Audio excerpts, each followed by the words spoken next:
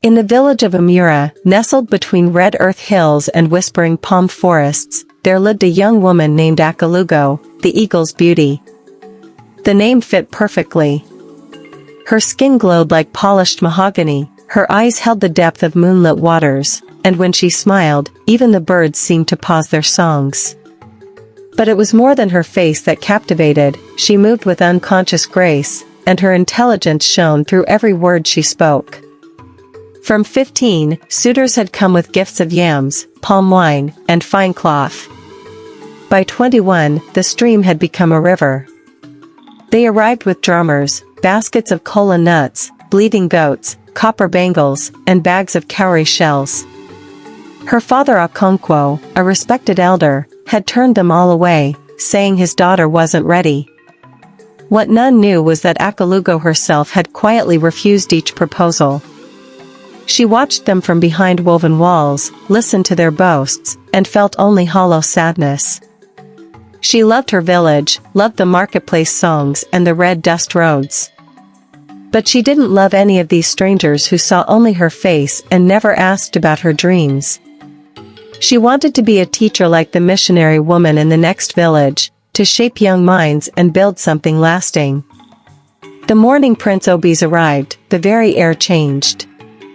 His procession stretched endlessly, 50 men carrying salt, iron bars, palm oil, 20 cows, and a chest of gold dust. The entire village gathered, children climbing trees, women whispering, men calculating the impossible wealth.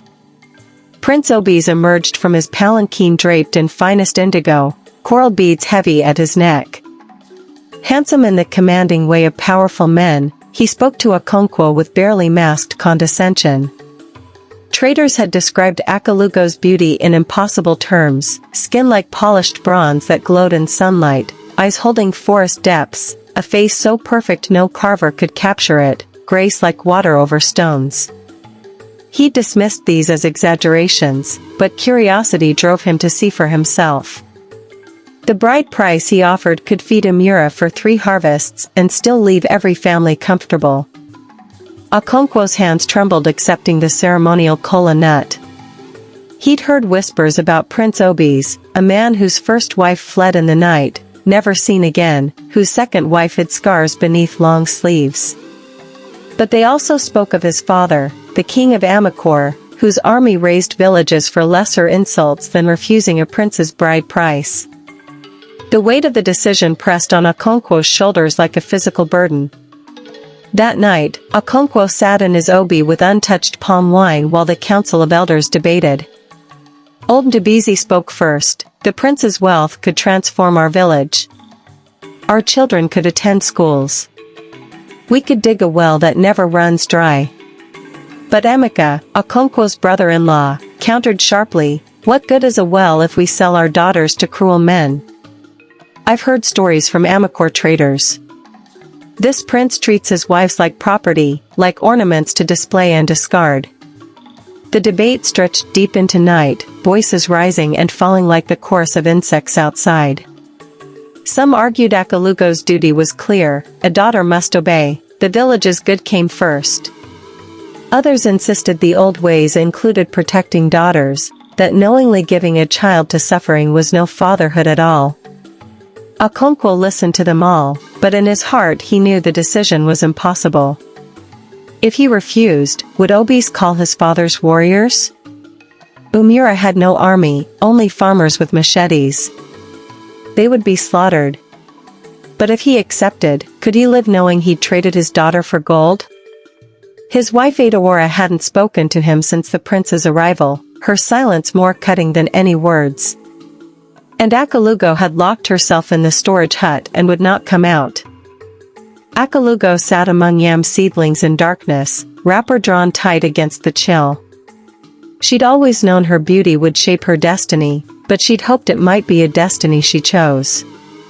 Now she understood that hope had been a child's dream. She thought of her friend Chinyu, who'd married for love and now sang while pounding cassava. She thought of Miss Elizabeth, the missionary teacher who'd crossed oceans alone. She thought of Queen Amina, who commanded armies and refused all unworthy suitors. As dawn painted the sky coral in gold, she emerged with her decision made.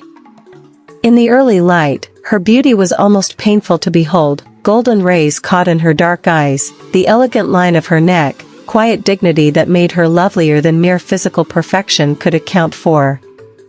She stood before the gathered elders, voice steady though her heart hammered, "I will not marry Prince Obis." Before anyone could protest, she continued, "But I won't let my refusal bring war. I'll go to the prince myself and return his bride price. I'll tell him I'm already promised to the river goddess, that I'm to become a priestess and cannot marry." It was a sacred lie even a prince would hesitate to challenge.